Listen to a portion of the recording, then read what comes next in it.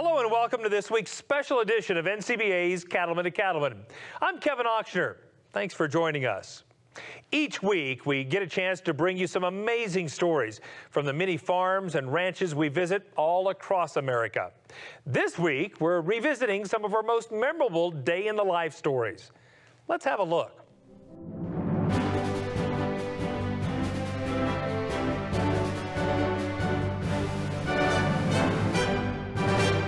Serving as the volunteer leader of the National Cattlemen's Beef Association is a big job. The man leading the way this year is Philip Ellis of Chugwater, Wyoming. Let's find out a little more about Philip and his family's operation. Nestled in the Bear Creek Valley of southeastern Wyoming sits the Marsh and Ellis Ranch. Today, Philip Ellis heads the ranch, which is a family business that dates back to the late 1800s. I'm a fifth-generation rancher. The sixth generation ranching is working into the ranch with me, and the seventh generation they're on the ground and running with grandsons and grandnephews. My family were in here very early. This area of southeast Wyoming in the 1870s, they discovered that the shortgrass prairie was a high-quality grass and that cattle could thrive here. My great-grandfather came here as a teenager from Iowa, and he came to one of the big operations that had just built a big house in this valley, and within a few years he was an open range cowboy for that operation. Chugwater, Wyoming is just 45 miles north of Cheyenne, and while the high quality grasses are ideal for raising cattle, the harsh winter weather can be tough on the cattlemen and the livestock. So by the 1889, my teenage great-grandfather and a teenage gal had married and established their own operation. And they got that opportunity because the blizzards of '86 and '87 took out the large cattle barons' herds. They didn't understand that there could be harsh winters here. Through the years, the Marsh and Ellis Ranch has adapted to meet the changing needs of the beef industry. What was originally a registered Hereford operation has evolved into a commercial Red Angus Hereford outfit. The crossbreds thrive in the harsh conditions and still produce high-quality beef.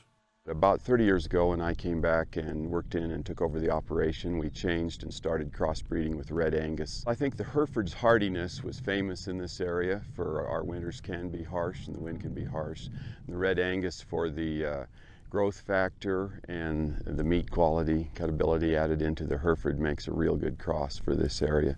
We've been really happy with those cattle.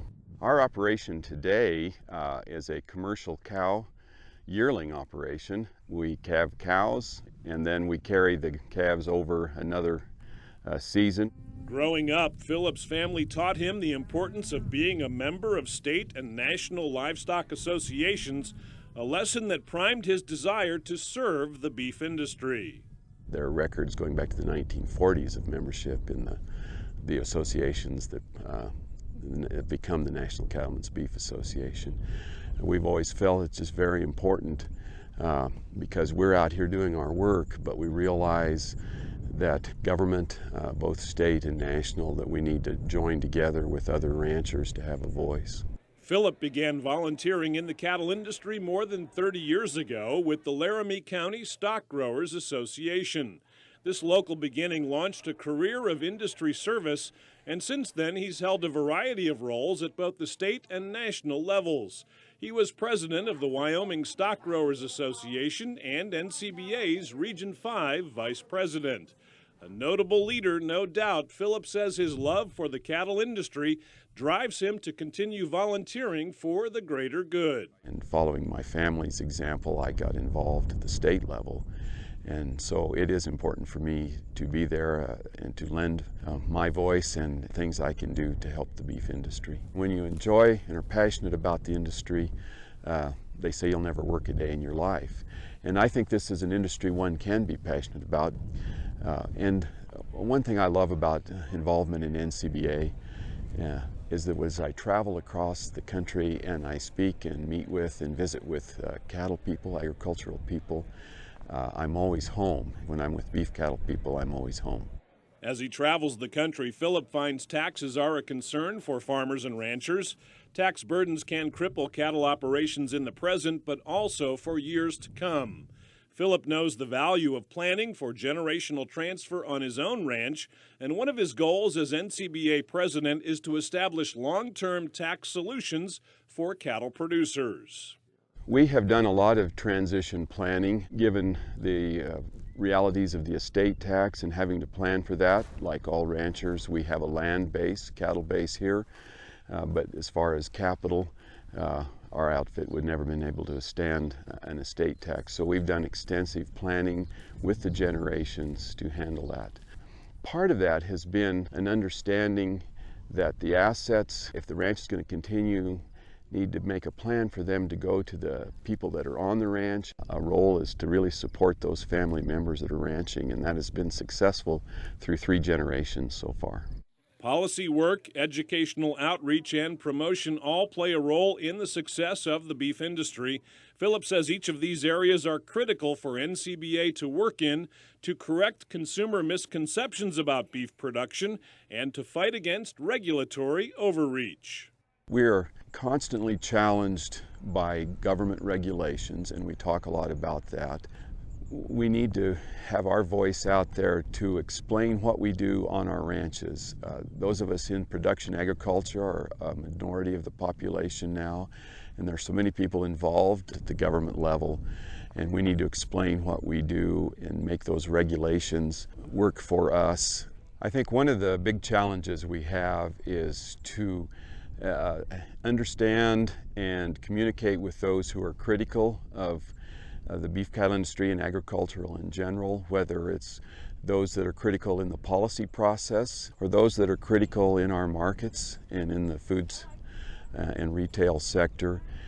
If we can understand them and communicate our product, the value of our product, the healthiness of the beef product, and the good work that we do out here on our ranches. As Philip Ellis takes the reins as president of NCBA, he notes global trade is also an area of focus. He believes beef is the best protein not only for Americans, but for consumers worldwide. 96% of our population live outside the U.S., and as their protein needs grow, we want to be there to supply them and actually provide us opportunity on our ranches to continue to expand, grow incomes and improve our markets. The demand for our beef is there. We just need to work to provide access, and that's one thing NCBA is working hard and can do for the individual producer. We are deeply involved right now in the trade issue, and we have been for many years, but I look forward to some opportunities that are on the table right now to expand that.